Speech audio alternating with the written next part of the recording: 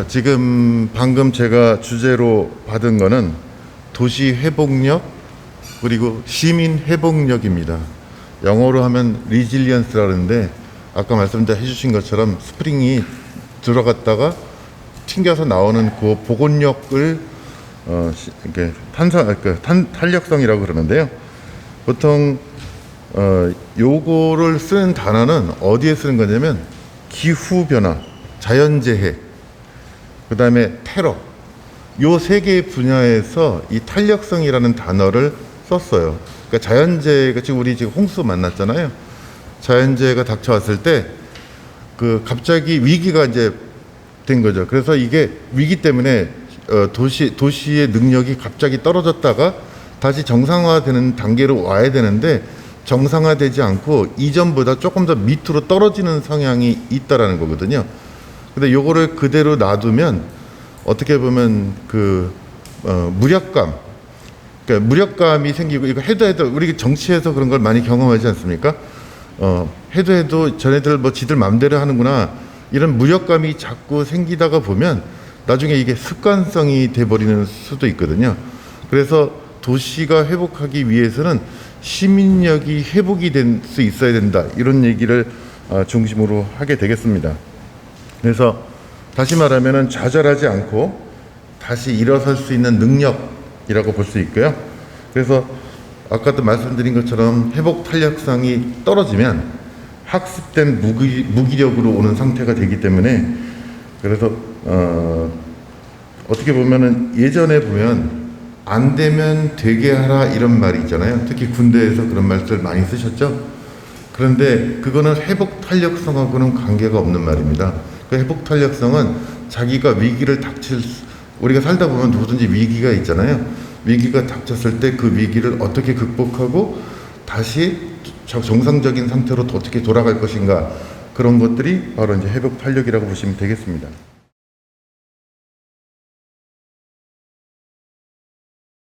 생활 편의 시설이 좋은 도시가 과연 문화 도시인가? 라고 한번 질문을 던져보면요. 예를 들어서 지금 여기 가정 생활문화센터 시설 좋잖아요. 멋있어요. 넓은 공간에 주민들이 오셔서 관람하시고 강의도 들으시고 너무 좋은데요. 아니면 뭐 롯데 타워가 있는 가락동인지 어딘지 잠실은 너무 좋은가요?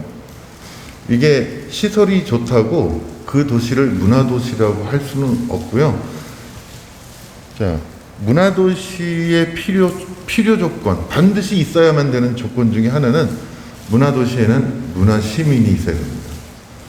근데 이 문화시민은 저절로 만들어지질 않아요. 그래서 문화시민이 수준을 높이는 것이죠. 높이는 것은 그게 아까 말했던 시민 회복 탄력성입니다. 그러니까 시민의 눈높이가 높아졌어요.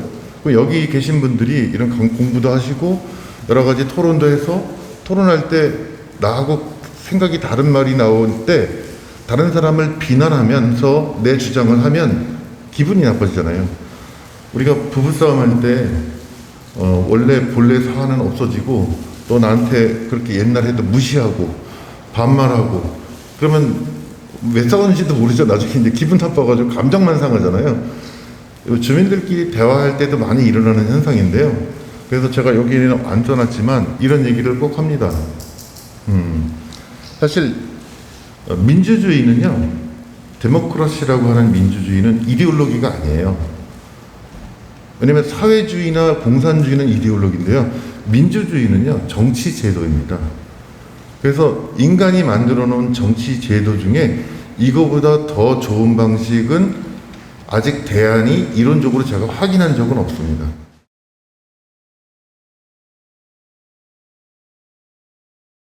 도시에 문화 시민력이 저절로 만들어지지 않는다 그랬잖아요. 그래서 저는 정책 차원에서, 구청 차원에서도 ASP 모델, ASP 전략이라고 보통 설명을 합니다. A는 액터고요. 액터. 활동가죠. 활동가는 지금 시민들 안에 없을 때는 외부에서 모셔올 수도 있지만 최종적으로 이상적인 건 시민들이 스스로 깨어나서 스스로 활동가가 되는 겁니다. 이건 학벌하고도 관계없고요. 자기 동네에 대한 애정이 있으면 얼마든지 접근할 수 있다고 보고요. 이 액터가 양성이 되고 나면은 이 액터 발굴된 액터들이 이렇게 교육을 다 받으시고 토론도 다 했어. 좋은 모델을 하나 아이디어를 가지고 있는데 이거를 어떻게 해야 되지? 이걸 하려면 예산도 있어야 되고 뭔가 조직도 있어야 되고 그런데 이걸 어떻게 하지? 그런 거를 누가 해줘야 되나? 지금 문화재단이나 지금 이렇게 하고 있는 거죠. 구청이나 이런 것처럼 시스템이 있어야 됩니다. 그러니까 정책이 있어야 된다는 얘기가 되겠고요. 그 다음에 프로젝트. 실제로 여러분들이 여기에 모여서 회의했던 분들이 한 4-5명이 모여서 야, 우리 동네 쓰레기 막 버리는데 요거를 좀 예쁘게 예술로다가 좀 해서 아이들하고 같이 한번 만들어서 환경의식 교육도 하면서 동네 환경미화도 좀 하겠다. 그 예산을 어떻게 받아낼 것이냐. 기획서를 하나 써가지고 재단에 지출하든지 구청에 지출하든지 시청에 지출하든지 자, 그럼 그런 사업이 있어야지 돈을 줄 거 아닙니까? 그래서 교육도 하고 액터를 활동가를 만들고 그들을 지원할 수 있는 정책 시스템이 있어야 되고요. 여기는 정책과 예산이 같이 들어가는 거고요. 그리고 프로젝트는 그들이 활동할 수 있는 사업을 공공에서 만들어줘야 된답니다. 그래야지만 시민들이 역량이 점점 좋아지고 초기에 아기 같았던 그런 활동가가 나중에는 굉장히 중견에 멋진 활동가가 될 수 있잖아요. 그러면 그분들이 바로 다시 베이비를 인큐베이팅 하듯이 그러니까 젊은 활동가들을 또 가르치고 이 세 가지가 겹쳐지고 세 가지가 다 겹쳐지는 이 가운데가 지속 가능하다라고 얘기를 하고 있습니다. 근데 요거를 약한 지속 가능성 모델이라고 합니다. 그래서 좀 더 강력하게 우리 사회가 지속 가능한 방식으로 우리가 사회가 전환되어야 되는데 그렇게 하기 위해서는 이렇게 가야 된다는 얘기입니다. 제일 먼저 아까 가치의 우선순위를 얘기했잖아요. 첫 번째 가치 우리가 뭐 정책을 만들거나 뭘 할 때 생태적인 거, 이 생물 생태계가 되겠든 가치 사슬이 됐든 생태계가 조성이 될 수 있도록 1번을 만들고요. 그걸 기초로 해서 사회적 가치에다가 투자를 해라는 겁니다. 이 사회적 가치는 뭐냐면 사람이 활동할 수 있는 그런 방식으로 투입을 하라. 정책을 세우고 예산을 만들어 투입하라는 얘기고요. 맨 마지막에 그 결과로 경제적인 효과를 끌어낼 수 있도록 설계하라는 얘기입니다. 그래서 이게 강한 지속 가능성 모델이 되겠습니다. 그래서 지금 우리가 만약에 문화도시를 간다 그러면 생태계는 뭐냐면 시민들이 자발적으로 참여할 수 있어야 되고요. 그분들이 또 모여서 공부를 하고 토론을 하고 해서 능력이 강화돼야 되고요. 그러다 보면 점차적으로 어느 정도 그걸 만들기 위해서 정책도 필요하고 예산도 필요하고 조직도 필요하겠죠. 그게 일종의 생태계입니다. 자, 생태계가 만들어지고 나면 1번이 된 거잖아요. 두 번째는 사람들이 많이 모일 수 있는 프로젝트가 있어야 돼요. 지금같이 여러분들이 모였잖아요. 모였고 다음에 또 모이고 또 이제 여러분들끼리 또 모여서 무슨 프로젝트를 하고 사업을 진행하고 그러면은 사회성이 강화되는 겁니다. 그러다 보면 이 안에서 어떤 분들은 사회적 협동조합을 만들기도 하고 해서 자기들이 돈을 벌기 위해서 이거 가지고 우리 돈도 벌자. 좋은 일도 하고 돈도 벌자. 이런 식으로 경제성을 끌어낼 수 있는 방향으로 진화되기 시작하는 겁니다. 시간이 없어서 좀 넘어가겠습니다. 그래서 아까 말씀드린 것처럼 지속 가능한 발전에는 크게는 생태성, 사회성, 경제성이라는 개념으로 세 가지 기둥이라고 그러는데 세 가지 기둥 이론이라고 하는데 이게 있었는데 2015년 이후로 이게 문화가 들어갔습니다. 문화가 더 들어가서 네 가지 기둥 이론으로 바뀌었다고 보시면 되겠습니다. 그래서 유엔에서 2015년에 문화를 위한 아젠다를 발표했는데 그 안에 이런 내용들이 있습니다. 지역문화 정책을 강화하라. 지속 가능한 발전을 이룩하기 위해서는 지역문화 정책을 강화하고 그 다음에 문화 통합을 제한하고 공공기획에서 문화 정책을 필수로 여겨라. 그래서 우리는 문화가 포함된 미래라는 공동성명서를 2015년에 발표를 했다고 볼 수 있습니다. 문화적 과제에 대한 얘기를 좀 하겠는데요. 우리의 이제 생태학적으로 책임 있는 생활 방식, 지속 가능한 경제, 지속 가능하고 자원을 보존하는 구조에 대한 교육이 무엇보다 우리한테는 문화적 과제다.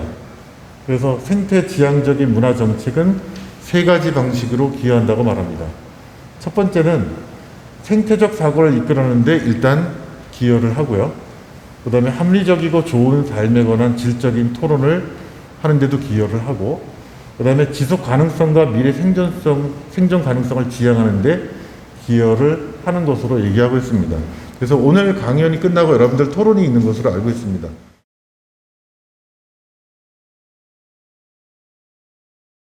그럼 여기에 첫 번째는요, 회복 탄력은 첫째 환경과 관련이 있다고 보시면 되겠고요. 그 다음에 회복 탄력에서 시민 회복 탄력도 들어있잖아요. 그 시민 회복 탄력은 시민들이 얼마나 자발적으로 참여해서 자신들의 문제를 해결하려고 하는 움직임이 있느냐 없느냐, 이거를 끌어내기 위해서 구청은 뭐를 하고 있느냐, 이런 거를 평가하는 것이라고 보면 되겠습니다.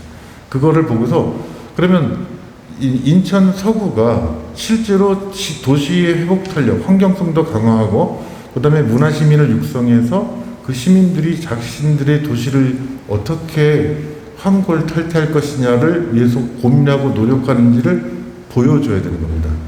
근데 시민들 스스로 할 수가 없잖아요, 처음에 초기에. 그러다 보니까 구청이나 문화재단에서는 이런 이제 여러분들을 모시고 이런 내용이 있다. 그러니까 도시의 회복 탄력이라는 게 뭐고, 시민의 회복 탄력이라는 게 뭐고, 문화도시라는 게 뭐고, 왜 우리는 우리 스스로의 문제를 해결하기 위해서 뭐를 어떻게 해야 되느냐. 다 먹고 살기 바빠 죽겠는데 저녁 시간에 시간을 내라 그래서 오시는 분도 있고 안 오시는 분도 있잖아요. 근데 이런 일들이 지속되고 주변에서 독려를 하고 가니까 되게 재밌고 좋더라. 그래도 나도 뭔가 우리 동네를 위해서 뭔가 해보고 싶어. 이런 기운을 확산시키는 게 이 사업의 주 목적이라고 볼 수 있습니다. 그게 주요 평가 항목이기도 하고요. 그래서 구청 차원에서는 이런 것과 유사한 정책 사업들을 뭐를 하고 있는지, 재단에서는 이런 유사한 사업들을 어떤 방식으로 지원하고 있는지, 이런 사업들을 굉장히 나열하고 그런 것들을 많이 개발하고 그리고 실제로 실행하고 그 성과가 있어야지만 선정될 가능성이 높아집니다. 다시 한번 좋은 말씀